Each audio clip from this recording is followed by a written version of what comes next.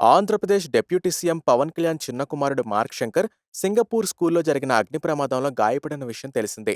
2 రోజుల పాటు ఆసుపత్రిలో వైద్యం అందించిన తర్వాత డిశ్చార్జ్ చేయడంతో ఇంటికి తీసుకొచ్చారు. అయితే పవన్ కళ్యాణ్ చిన్న కుమారుడిపై ఎక్స్‌లో అసభ్యకరమైన ట్వీట్లు పెట్టారు. మాటల్లో చెప్పలేని విధంగా దారుణంగా రాశారు.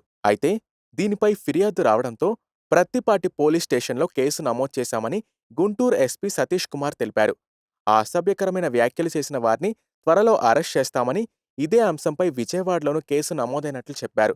మహిళలు, చిన్నారులపై సోషల్ మీడియాలో అసభ్యకరమైన మరియు వ్యక్తిగత దూషణకు సంబంధించిన వ్యాఖ్యలు చేస్తే చట్టపరంగా కఠిన చర్యలు తీసుకుంటామని ఆంధ్రప్రదేశ్ ముఖ్యమంత్రి చంద్రబాబు, హోంమంత్రి అనిత, డీజీపీ ఆదేశాల మేరకు డిప్యూటీ సీఎం పవన్ కళ్యాణ్ రెండో కుమారుడు మార్క్ శంకర్పై వారి కుటుంబాన్ని అత్యంత నీచమైన మాటలతో దూషిస్తూ సోషల్ మీడియా వేదికగా పోస్టులు పెడుతున్న దుర్మార్గులను, ఇలాంటి చర్యలకు పాల్పడుతున్న వారిపై కఠిన చర్యలు తీసుకోవాలని జనసేన తరపున గుంటూరు జిల్లా ఎస్పీ గారికి వినతి పత్రం ఇవ్వడం జరిగిందని జనసేన పార్టీ నేతలు కూడా ట్వీట్లు చేశారు.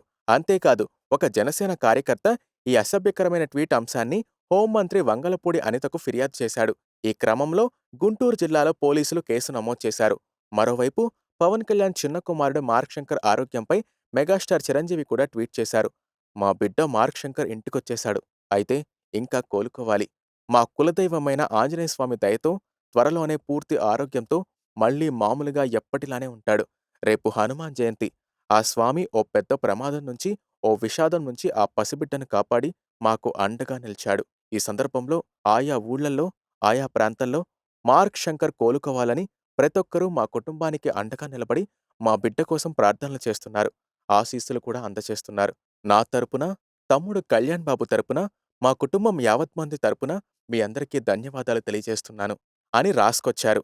మెగాస్టార్ చిరంజీవి దంపతులు కూడా ప్రస్తుతం సింగపూర్‌లో ఉన్నారు. పవన్ కళ్యాణ్ చిన్న కుమారుడికి ప్రమాదం జరిగిన రోజు సాయంత్రం అక్కడికి వెళ్లారు. పవన్ కళ్యాణ్ కూడా సింగపూర్‌లో ఉన్న సంగతి తెలిసిందే.